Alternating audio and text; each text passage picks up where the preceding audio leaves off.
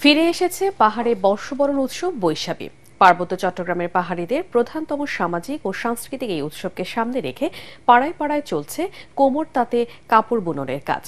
চাকমা, ত্রিপুরা ও মারমা জনগোষ্ঠীর নারীরা কোমর তাঁতের মাধ্যমে পরিধেয় নানা ধরনের পোশাক বানান, যা পরে উৎসব পালন করেন তারা। খাগড়াছড়ির প্রতিনিধি আবু দাউদের রিপোর্ট, জানাচ্ছেন খায়রুল ইসলাম।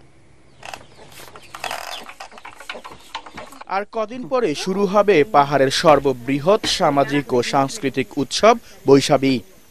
তাই তো বর্ষবরণের এই আয়োজনকে ঘিরে খাগড়াছড়ি সহ পার্বত্য চট্টগ্রামের বিভিন্ন পাহাড়ি এলাকা মুখরিত কোমর তাঁতের ঠুকঠাক শব্দে।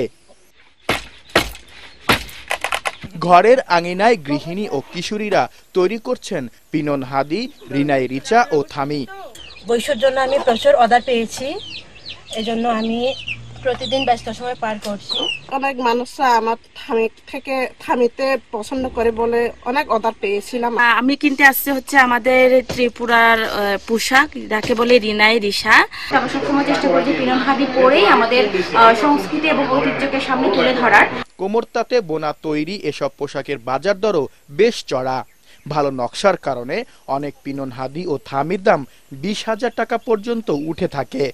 কোমর তাঁতে জড়িতদের উদ্যোক্তা প্রশিক্ষণ, ক্ষুদ্র ঋণের আওতায় আনার আশ্বাস দিয়েছে বিসিক। কোমর তাঁতে শিল্পীরা একটি শিল্পর সাথে কাজ করছেন, তাই আমরা তাদেরকে শিল্প নিবন্ধনের আওতায় নিয়ে আসি।